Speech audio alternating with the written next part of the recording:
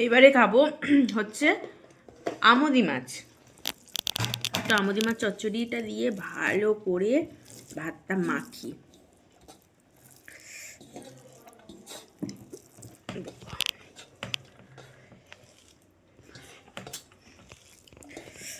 আর আমার মা অলরেডি ডাল তেতো একসাথে মিক্সড করে খেতে শুরু করে দিয়েছে। যাবে তো সব এক জায়গায়, আবার কি তো চাপ নেই, কি বলো? মাটন, চিকেন, ফিশ, ডিম সব একসঙ্গে দিয়ে খাওয়াটাই বেস্ট। যাবে তো একটা জায়গায়।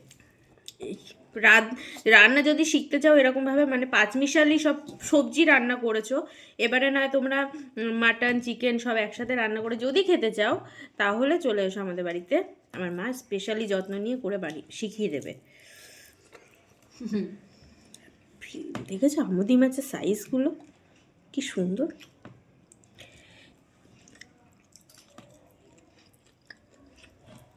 দারুণ হয়েছে।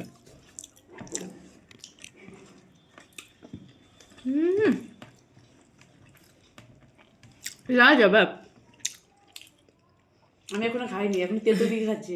তোমার জন্য কি বলে ভাতের হোটেল পাক্কা করতেই হবে। প্রত্যেকদিন একটা করে মেনু বানাবো, খাবে আর বলবে মা হোটেল নিশ্চয়ই করবো, আমরা করছি, আগামী দিন করছি। আমি অফিস থেকে আসবো, মা মেয়ে দুজনে মিলে ভাতের হোটেল করবো, আর তার নাম দেব মা মেয়ের ভাতের হোটেল। এই মাছটা অনেকটা না সাদা, দু রকমের মাছ আছে, সাদা আর লাল। এটা লালটা, লালটা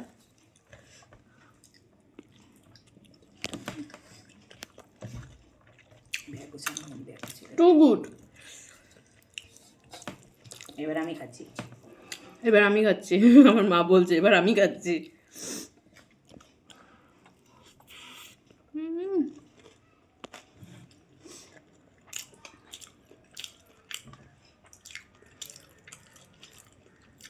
কেমন? পাঁচফোড়ন দেওয়াটাতে আরো বেশি স্বাদ এসছে। কেমন হয়েছে? এই ছোট মাছগুলো আমার দিদা খেতে খুব ভালোবাসে। একদমই তাই, কিন্তু মাংস যখন আসে তখন এই মাছগুলো পাই না আমি। তখনই এই মাছগুলো উঠবে না, পাই না।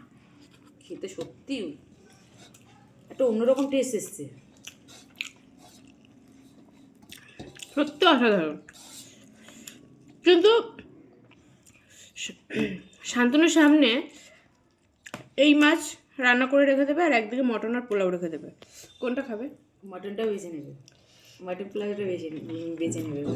ছোটো ছাটো মাছ খেতে পারে না, ছাড়াতে পারে না তো মাছ। জামা ষষ্ঠী দুটোই এক, মাছ ছাড়াতে পারে না। আর আমি আমার মা দুজনেই সমান। আমরা দুজন মানে কি বলবো, আর বেশি কিছু বললাম। মাছ বিড়াল বিড়াল বিড়াল।